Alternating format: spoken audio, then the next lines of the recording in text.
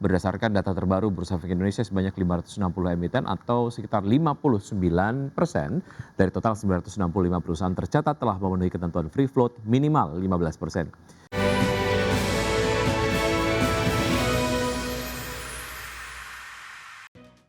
Ya, lebih dari 400 emiten di Bursa Efek Indonesia belum memenuhi ketentuan free float minimal 15%. Dari jumlah itu terdapat nama besar seperti PT Barito Renewables Tbk, PT Bank Syariah Indonesia Tbk, PT HM Sampurna Tbk, dan PT Pantai Indah Kapuk II Tbk. Berdasarkan data terbaru Bursa Efek Indonesia sebanyak 560 emiten atau sekitar 59% dari total 965 perusahaan tercatat telah memenuhi ketentuan free float minimal 15%. Meski demikian, bursa masih memberikan masa transisi bagi emiten yang belum memenuhi ketentuan tersebut.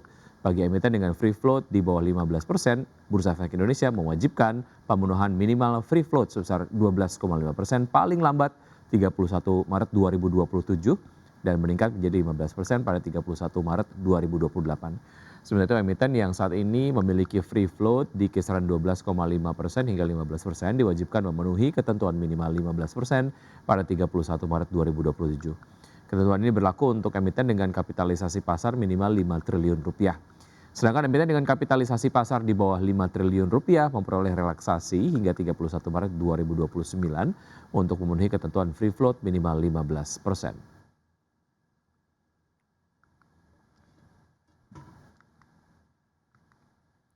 Pengadilan Perdagangan Amerika Serikat pada hari Kamis 7 Mei 2026 memutuskan menolak kebijakan tarif global terbaru Presiden Donald Trump sebesar 10%.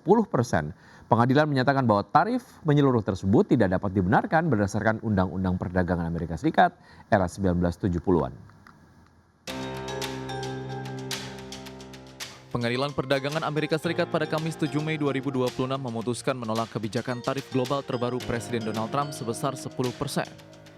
Pengadilan menyatakan bahwa tarif menyeluruh tersebut tidak dapat dibenarkan berdasarkan Undang-Undang Perdagangan era 1970-an. Pengadilan Perdagangan Internasional Amerika Serikat memenangkan gugatan sejumlah pelaku usaha kecil yang menantang kebijakan tarif tersebut yang mulai berlaku pada 24 Februari lalu. Putusan pengadilan ditetapkan dengan suara 2-1. Salah satu hakim menyatakan masih terlalu dini untuk memberikan kemenangan kepada pihak penggugat. Pelaku usaha kecil berargumen bahwa tarif baru tersebut merupakan upaya untuk menghindari putusan penting Mahkamah Agung yang sebelumnya membatalkan tarif Trump tahun 2025 yang diterapkan melalui International Emergency Economic Powers Act. Dalam perintah yang dikeluarkan Februari lalu, Trump menggunakan Section 122 dari Trade Act 1974 yang memungkinkan penerapan tarif hingga 150 hari guna memperbaiki defisit neraca pembayaran yang serius atau mencegah pelemahan tajam dolar Amerika Serikat. Namun pengadilan menilai aturan tersebut tidak tepat digunakan untuk menangani jenis defisit perdagangan yang dijadikan alasan oleh Trump. Berbagai sumber IDX Channel. Selanjutnya, pemirsa, kita ke bursa global, di mana bursa ekuitas Wall Street melemah pada perdagangan di hari Kamis setelah Intel dan saham semikonduktor lainnya terkoreksi dari rally sebelumnya. Sementara ketidakpastian seputar pembicaraan damai Amerika Serikat dan Iran turut membebani sentimen pasar secara luas. Pada penutupan perdagangan di hari Kamis, S&P 500 ditutup turun 0,38% ke level 7.337, kemudian Nasdaq Composite yang melemah 0,13% ke level 25.806, dan Dow Jones Industrial Average yang terkoreksi 0,63% ke level 49.596.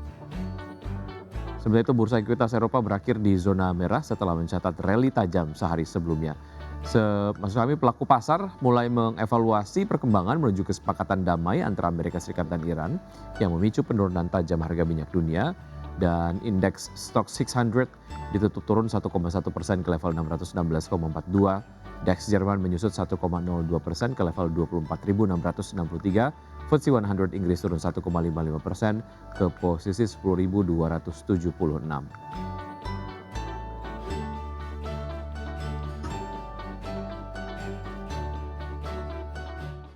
Terima kasih Anda masih bergabung sama kami. Pemirsa, PT Raharja Energi Cepu Tbk menyetujui pembagian dividen tunai sebesar 122,17 miliar rupiah dalam rapat umum pemegang saham tahunan yang digelar pada Kamis 7 Mei 2026. Ya, berdasarkan hasil RUPST, Perseroan membagikan dividen tunai sebesar 7,03 juta dolar Amerika atau setara 122,17 miliar rupiah.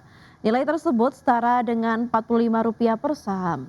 Manajemen menyebut pembagian dividen mencerminkan komitmen Perseroan untuk memberikan imbal hasil yang konsisten sekaligus menjaga ruang pertumbuhan ke depan. Sebagai catatan, sepanjang 2025 lalu, Perseroan membukukan laba bersih sebesar 15,2 juta dolar Amerika atau tumbuh 8,9% dibandingkan tahun sebelumnya. Kenaikan laba terjadi meski pendapatan terkoreksi 14,6% menjadi 49,3 juta dolar akibat penurunan volume lifting dan harga minyak. Perseroan mencatat efisiensi biaya menjadi salah satu penopang utama kinerja di tahun lalu. PT Harta Dinata Abadi Tbk membukukan kenaikan laba bersih sebesar 189,48% menjadi Rp433,49 miliar pada kuartal 1 2026. Ya, bertumbuhnya laba bersih seiring dengan kenaikan pendapatan yang diborong oleh lonjakan harga emas global dan penguatan volume penjualan. PT Harta Dinata Abadi Tbk mampu mencatat kenaikan laba bersih 189,48% menjadi Rp433,49 miliar pada kuartal 1 2026 seiring dengan lonjakan harga emas global dan penguatan volume penjualan. Perseroan mencatatkan pendapatan sebesar Rp20,16 triliun, melonjak 196,96% dibandingkan dengan Rp6,78 triliun pada periode yang sama tahun lalu. Kinerja tersebut ditopang oleh kenaikan volume penjualan emas murni sebesar 75,18% secara tahunan menjadi 7,83 ton. Di sisi lain, harga jual rata-rata atau average selling price emas meningkat 71,01% menjadi Rp2,56 juta per gram. Adapun segmen grosir masih menjadi penopang utama bisnis Perseroan dengan kontribusi 90,60% terhadap total pendapatan. Kontribusi itu termasuk penjualan kepada institusi keuangan Balion Bank dan sejumlah perbankan syariah. Sementara itu, segmen retail menyumbang 9,13% dan gadai sebesar 0,26%. Direktur Utama PT Harta Dinata Abadi Tbk, Sandra Sunanto mengatakan, Perseroan memulai tahun 2026 dengan capaian yang solid di tengah tren penguatan harga emas global. Perseroan akan terus berfokus pada penguatan ekosistem bisnis emas yang terintegrasi, optimalisasi kapasitas produksi, serta penguatan jaringan distribusi guna menjaga pertumbuhan yang berkelanjutan. Berbagai sumber IDX Channel. Kinerja PT Siloam International Hospitals Tbk atau SILO dinilai masih solid memasuki kuartal 2 tahun ini. Ya, pertumbuhan pendapatan yang konsisten, efisiensi operasional, serta ekspansi layanan kesehatan premium menjadi penopang prospek Perseroan ke depan.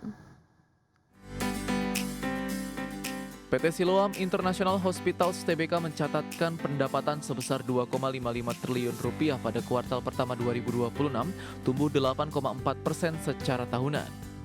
Di saat yang sama, EBITDA Perseroan meningkat 11,7% menjadi Rp748,8 miliar dengan margin EBITDA mencapai 29,4%. Kisi Sekuritas menilai pertumbuhan EBITDA yang lebih tinggi dari pendapatan menunjukkan efisiensi operasional Silo semakin membaik. Untuk mendorong pertumbuhan jangka menengah, Silo terus mengembangkan layanan kesehatan premium seperti Siloam Medical Concierge dan layanan bedah robotik. Ekspansi ini difokuskan untuk memperkuat penetrasi pasar terutama di wilayah Indonesia Timur. Menurut Kisi Sekuritas, strategi tersebut berpotensi meningkatkan average revenue per user atau ARPU pasien, sekaligus menekan jumlah masyarakat Indonesia yang memilih berobat ke luar negeri. Dari sisi profitabilitas, margin laba bersih Silo yang mencapai 11,5% diperkirakan masih dapat dipertahankan pada kuartal 2 tahun 2026. Selain itu, langkah Perseroan mengintegrasikan 14 properti rumah sakit senilai Rp9 triliun dinilai akan memperkuat basis aset dan fleksibilitas ekspansi jangka panjang. Dengan berbagai katalis positif tersebut, Kisi Sekuritas merekomendasikan buy untuk saham Silo dengan target harga Rp3.200 per saham. Berbagai sumber IDX Channel.